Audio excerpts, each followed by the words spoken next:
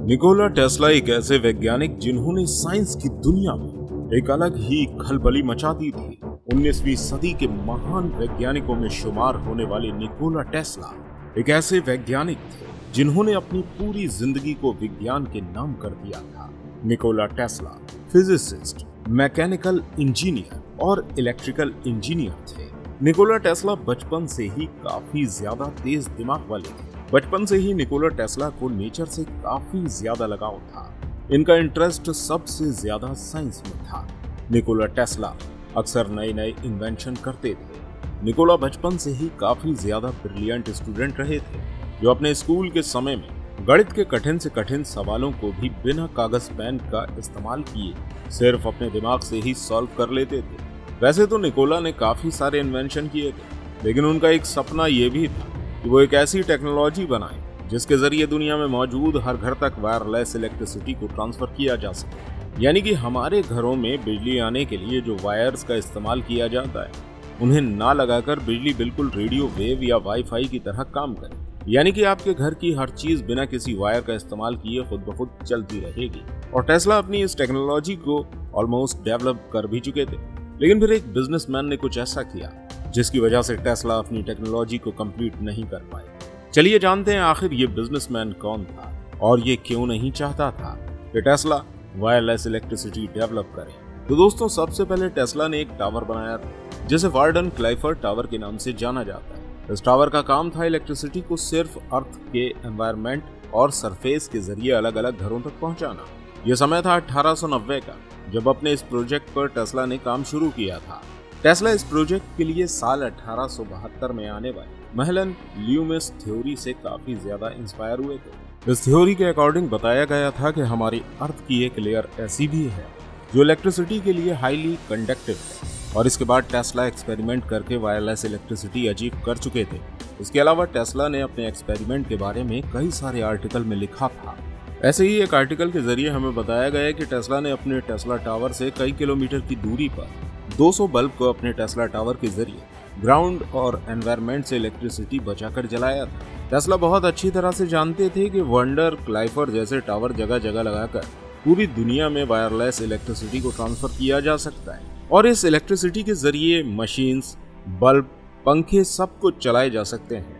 अब शायद आपको ये लग रहा होगा कि अगर ये करंट एनवायरनमेंट में फ्लो होगा तो ये करंट हम इंसानों को भी लग सकता है, लेकिन इस चीज का हल भी निकोला टेस्ला के पास था। निकोला टेस्ला एक ऐसी टेक्नोलॉजी का इन्वेंशन कर रहे थे जिसके जरिए करंट पृथ्वी के एटमॉस्फेयर में तो हो, लेकिन ये करंट हम इंसानों को टच नहीं करेगा। टेस्ला ने जो टावर बनाया था वो काफी हाई फ्रिक्वेंसी में इलेक्ट्रॉन्स को एनवायरनमेंट में फ्लो करता था, जिसके जरिए हमारे घर में लगे हुए अल्टरनेटिव करंट से चलने वाली डिवाइसेस तो चलने लगेंगी, लेकिन ये हाई फ्रिक्वेंसी इलेक्ट्रॉन हमारी बॉडी के अंदर नहीं जाएंगे, क्योंकि ये हमारी स्किन पर टच होकर हाई फ्रिक्वेंसी की वजह से जमीन में पहुंच जाएंगे। इस फिनोमिना को स्किन इफेक्ट के नाम से जाना जाता है। निकोला टेस्ला का कहना था कि इस टेक्नोलॉजी के जरिए दुनिया में होने वाली हर जंग को रोका जा सकेगा।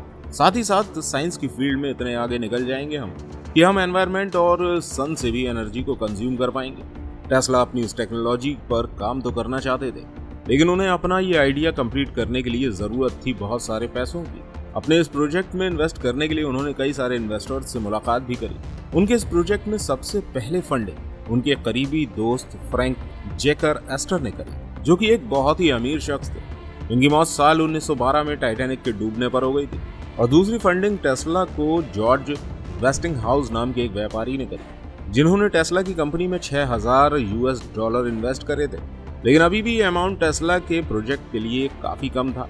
इसके बाद टेस्ला के इस आइडिया में इन्वेस्ट करने आए फेमस बिजनेसमैन जेपी मॉर्गन, लेकिन इनका टेस्ला के प्रोजेक्ट में इन्वेस्ट करने का मकसद कुछ और ही था, जो इस इन्वेस्टमेंट के जरिए टेस्ला के प्रोजेक्ट को पूरी तरह से खत्म करना चाहते थे। और इसका कारण ये था कि टेस्ला का ये प्रोजेक्ट दुनिया के लिए तो काफी ज्यादा फायदेमंद था ही, लेकिन इसका सबसे ज्यादा नुकसान जेपी मॉर्गन को ही होने वाला था। असल में जेपी मॉर्गन एक जनरल इलेक्ट्रिक का मालिक था। ये कंपनी पूरे अमेरिका, यहाँ तक कि इसके अलावा और भी कई देशों में इलेक्ट्रिसिटी से रिलेटेड इक्विपमेंट बनाने का काम करती थी। इसके अलावा मॉर्गन की कई सारी कंपनियां ऐसी भी थी जो इलेक्ट्रिक वायर बनाने का काम करती थी, और साथ ही साथ कई सारी रबर फैक्ट्रीज भी थी जो इन तारों के लिए इंसुलेशन बनाती थी। जेपी मॉर्गन की ये सारी कंपनियां एक ही चीज पर डिपेंड थी, वो थी तारों के जरिए इलेक्ट्रिसिटी आपके घर तक जाए। और अगर टेस्ला ऐसी टेक्नोलॉजी का इन्वेंशन कर देते जो वायरलेस काम करती, तो जेपी मॉर्गन की इन सारी कंपनियों में ताले पड़ जाते। इसके बाद अमेरिका और बाकी के देशों में वायर की कोई जरूरत ही नहीं रहती, और जेपी मॉर्गन ऐसा होने नहीं देना चाहते थे। जेपी मॉर्गन ने टेस्ला के साथ एक डील करी जिसमें उन्होंने उनके प्रोजेक्ट को फंड करने की जिम्मेदारी ली और साथ ही साथ उनके प्रोजेक्ट में $1.5 लाख का इन्वेस्ट भी करा। इसके बाद उन्हें टेस्ला की कंपनी में पूरी तरह से ओनरशिप मिल गई, क्योंकि अब टेस्ला की कंपनी के 51% शेयर इनके पास आ गए थे। दोस्तों, आज के समय में ये रकम $5 मिलियन है, यानी कि इंडियन रुपीज में लगभग 40 करोड़ रुपए। इतनी सारी फंडिंग मिलने के बाद टेस्ला अब अपने सपने को सच करना चाहते थे। अपने सपने को पूरा करने के लिए टेस्ला ने कई सारे जनरेटर और ट्रांसफार्मर खरीदे और अमेरिका के एक लॉन्ग आइलैंड पर 200 एकड़ का फार्म भी खरीद लिया। लेकिन यहाँ सबसे बड़ी प्रॉब्लम ये थी कि इलेक्ट्रिसिटी को ट्रांसफर करने के लिए जो टावर लगाए जाने वाले थे उनकी ऊंचाई 300 से 600 फीट होनी चाहिए थी।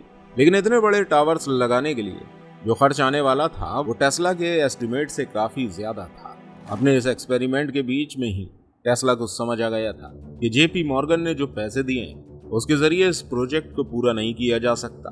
अपने प्रोजेक्ट को पूरा करने के लिए टेस्ला एक बार फिर से जेपी मॉर्गन के पास गए और उनसे कहा कि वो अपने इन्वेस्टमेंट को बढ़ा दें ताकि टेस्ला अपने इस प्रोजेक्ट को पूरा कर ले।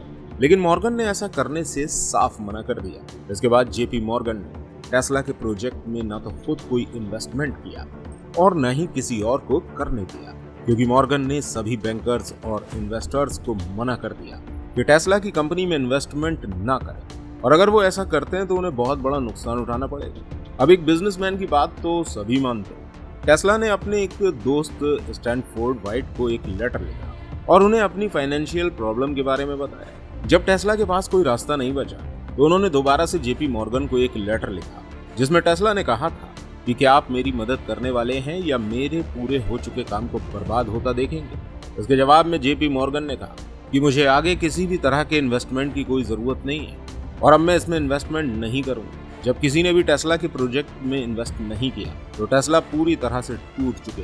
अब अपने प्रोजेक्ट को पूरा करने के लिए टेस्ला के पास बिल्कुल भी पैसे नहीं थे और वो काफी ज्यादा कर्ज में भी डूब चुके थे। टेस्ला की फाइनेंशियल कंडीशन इतनी ज्यादा बिगड़ गई थी कि वो अपने बिल भी नहीं भर पा रहे थे। आखिर में टेस्ला ने अपने लॉन्ग आइलैंड की जमीन को ही गिरवी रख दिया। इसके बाद साल 1911 में उन्होंने अपने इस प्रोजेक्ट को बंद कर दिया। अब टेस्ला की फाइनेंशियल कंडीशन भी खराब हो चुकी थी और इन पर कोई भी इन्वेस्टर बिलीव करने को तैयार नहीं था, जिसकी वजह से वो किसी नए प्रोजेक्ट पर भी काम नहीं कर पाए। धीरे धीरे करके टेस्ला की मेंटल हेल्थ खराब होना शुरू हो गई। टेस्ला के अंदर OCD और मेंटल ब्रेकडाउन जैसी चीजें दिखाई देने लगी। उन्होंने कई सारी पैरानॉर्मल एक्टिविटीज देखे जाने की बात भी करी। इसके बाद 7 जनवरी साल 1943 में टेस्ला की एक मिस्टीरियस तरह से मौत हो गई। इनकी मौत के फौरन ही बाद US गवर्नमेंट और CIA इनके लिखे गए आर्टिकल्स को उनके घर के बक्सों में भर भर के ले गई, जिसमें टेस्ला के सभी रिसर्च के बारे में लिखा हुआ था। और आज तक किसी को ये नहीं पता कि गवर्नमेंट ने इन रिसर्च पेपर को कहाँ रखा है और उनके साथ क्या किया है। दोस्तों, सिर्फ एक बिजनेसमैन के लालच की वजह से टेस्ला अपने इस प्रोजेक्ट को पूरा नहीं कर पाया, जिसके पूरा होने के बाद शायद आज हम साइंस की फील्ड में और भी ज्यादा आगे निकल चुके होते। दोस्तों, उम्मीद करते हैं ये वीडियो आपको अच्छी लगी होगी। वीडियो पसंद आई हो तो इस वीडियो को शेयर अवश्य कीजिएगा और ऐसी एक और इंटरेस्टिंग वीडियो देखने के लिए स्क्रीन पर शो हो रही इस वीडियो पर क्लिक जरूर कीजिएगा। हम आपसे वहीं पर मिलेंगे।